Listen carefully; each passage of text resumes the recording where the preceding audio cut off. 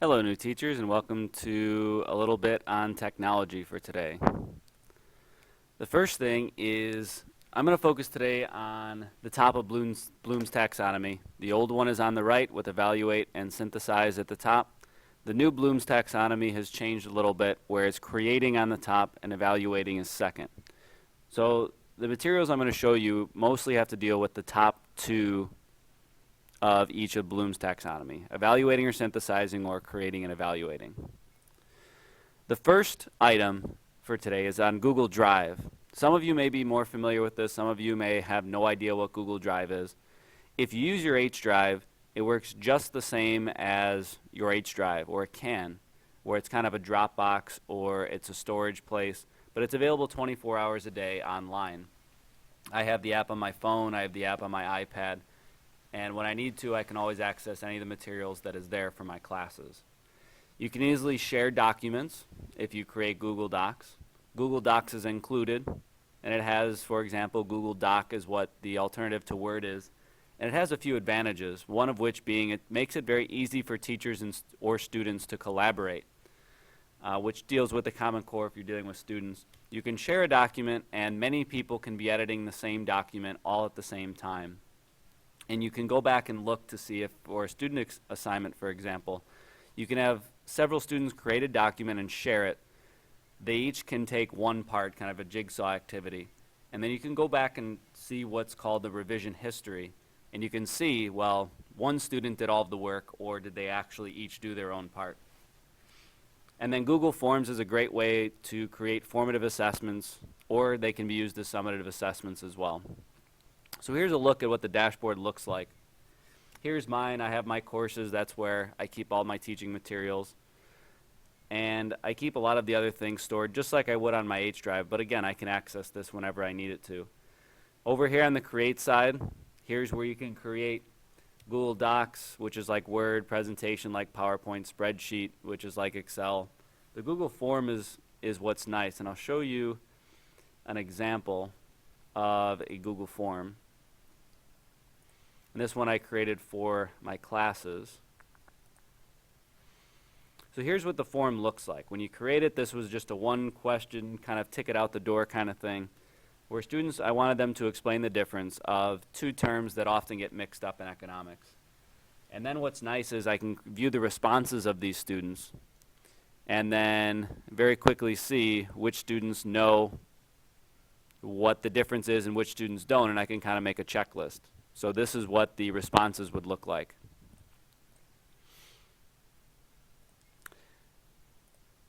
Next up, Edmodo or Google Communities are what teachers are using as what's called learning management software, LMS. It can be used to organize and communicate with classes. It can be used to post assignments, allow conversations, share calendars with classes, and both of which are available on their phones as apps they can download for free. I've been using Edmodo, and it's been nice. I've been able to post things so it looks kind of like almost like a Facebook for your class. So you have your posts here. I've made it so that I'm the only one that can post. That's just my preference. You're also available when I go into a class to create folders and then share with multiple classes the same folder. So I can share Unit 2 with any of my classes or save it for next year, which will be nice because then I can just post it all at once. And then here is what I've left them as files. So this is my AP Economics class, so they're able to see the PowerPoints that can help them out on homework or for their tests. Another way is through Google Communities, which is a little bit different. Here is my tech coach community. We share posts, we can share videos. This is a lot of two-way communication where students and you would both be able to post. You, I believe, have the option to moderate these posts as well. You can delete them as the owner of the group.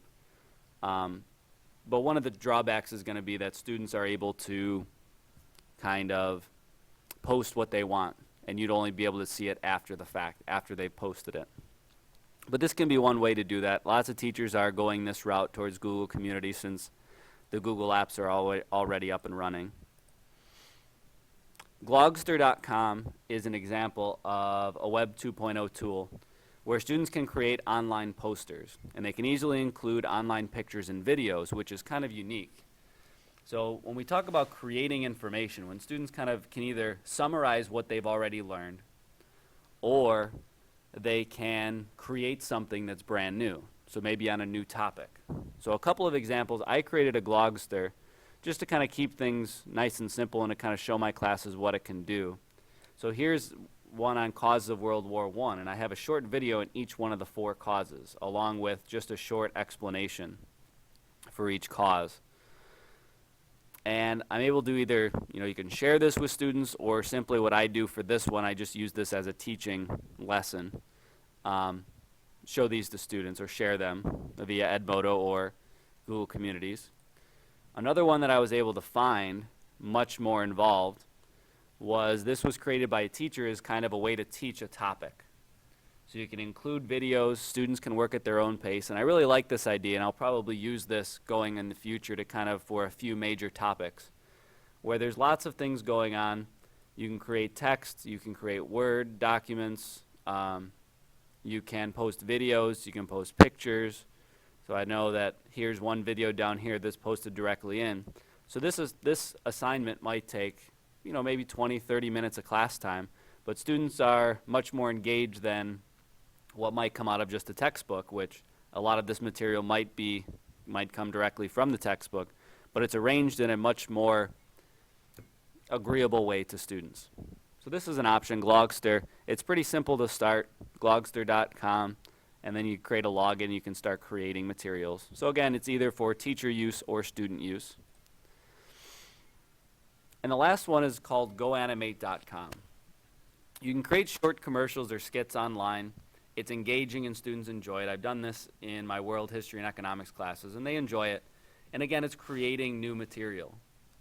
One of the drawbacks is there's only 10 lines of communication is available, but it's nice because students really have to evaluate which information is most important. Which information should I include? What information can I leave out? So I'll leave you with a couple of examples of this. The first one being, this is one that I created.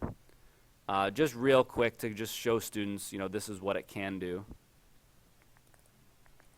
Hello,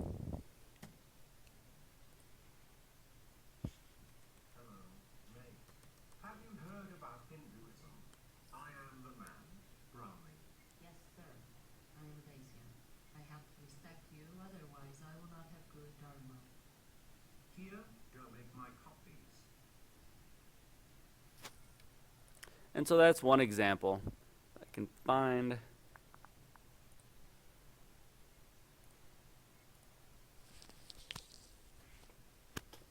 Hello, mate. Have you heard about Hinduism? I am the man, Brahmin. Yes, sir. I am a Dacian. I have to respect you, otherwise I will not have good dharma. Here, go make my copies. So that's an example of one that I've made. I also have a bunch that I've had students create commercials for, and